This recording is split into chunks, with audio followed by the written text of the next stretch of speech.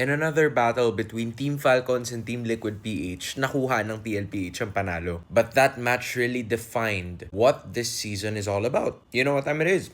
Hands in. Just like what I was saying, this season has been very unpredictable. In my honest opinion, I think both teams would need a reset. Obviously, yung Team Falcon, sobrang kailangan nila ng reset. And I think they were able to do that in this match. Pero dahil hindi sila nanalo, they're currently stuck at 1-6. Bottom of the standings. There's still a scenario na pwede sila makakuha ng points, mag-win streak sila, and hopefully make it to the playoffs. Hindi pa naman huli ang lahat para sa Team Falcons. Pero siguro nagtataka kayo para naman sa Team Liquid Philippines na bakit kailangan nila ng reset? Kailangan ba talaga? I think ako lang siguro, I'm quite expecting na, considering na nasa upper area ng standings ng TLPH, and it still went close against Team Falcon, marami din kasing nagiging factors nun gaya ng sobrang familiarity na ng dalawang team sa isa't isa. You know, Coach Trevor and Coach RC have been with their teams for at least 2 seasons already. And alam nila yung tendencies ng isa't isa. Cebol, ISF, MPL, Snapdragon, lahat yun sinalihan nila, and